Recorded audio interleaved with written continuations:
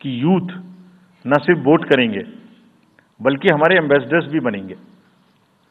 जो इन्फ्लुएंसर्स हैं वो भी हमारे साथ जुड़ेंगे, वो अपने साथ यूथ एक के साथ अपने 10 दोस्तों को भी लेके आएंगे। और इस बार हम कन्विंस्ड हैं अपने डिफरेंट आउटरीच एक्टिविटीज़ की वजह से कि वो हमारे साथ ज़्यादा से ज़्यादा जुड़ेंगे।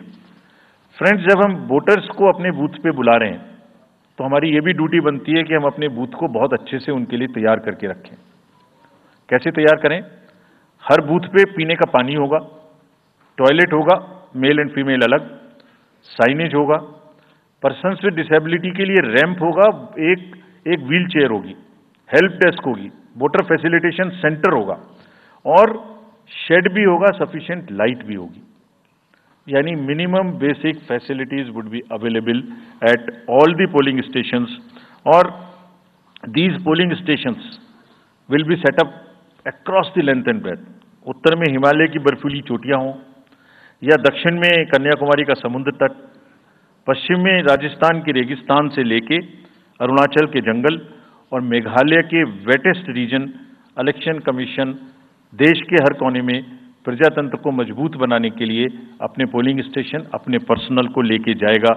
And we will take democracy to every corner of the country and we are sure that we would make it a very overwhelming experience for our voters.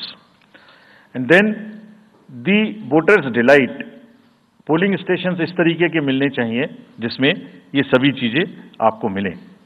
Then how would we ensure that it is also inclusive? Inclusive in the sense 85 plus जितने voters हैं उनके हम घर जाके vote लेने के लिए तैयार हैं। नॉमिनेशन से पहले सबके घर में हम फॉर्म 12D पहुंचाएंगे। देश के कुछ हिस्से में घर से वोटिंग हो चुकी है असेंबली इलेक्शंस में, कुछ राज्यों में अभी नहीं हुई है। अब इस बार पूरे देश में पहली बार ये व्यवस्था एक साथ लागू होगी कि जो 85 वर्ष से ऊपर के मतदाता हैं, जो पर्सन्स विद डिसेबिलिटी हैं, 40 ईयर्स एंड 40% से ज़्यादा की जिनको डिसेबिलिटी है, वो सब के पास हम फॉर्म पहुंचाएंगे। अगर वो ये ऑप्ट करेंगे कि वो बूथ पर नहीं आना चाहते, घर से करना चाहते, तो हम घर में जाएंगे, एक आदमी का वोट लेने घर में जाएंगे। हालांकि हमारा तजुर्बा यह है कि ज़्यादातर लोग उस एज के बूथ पर आना चाहते हैं, because they have consistently been part of our democracy. उनको वॉलंटियर्स और व्हील चेयर की सुविधा वहां उपलब्ध रहेगी। नाउ जब ये बूथ बनाए तो हमने अपने पर्सनल को, जो टीम्स हैं, उनको बहुत अच्छे से ट्रेन करके तैयार किया है। They are sentinels of democracy. हमारे जितने एम्प्लॉयज हैं वो सब तैयार रहेंगे इस बात के लिए कि that wherever it takes they will walk an extra mile so that voters don't have to mile. पहाड़ के बर्फ में भी जाएंगे, जंगल में भी जाएंगे, नदी में भी जाएंगे, घोड़े पर भी जाएंगे, काठ के ब्रिज पर भी जाएंगे, हेलीकॉप्टर से भी जाएंगे, हाथी से भी जाएंगे, बर्फ में भी चलेंगे, म्यूल से भी जाएंगे।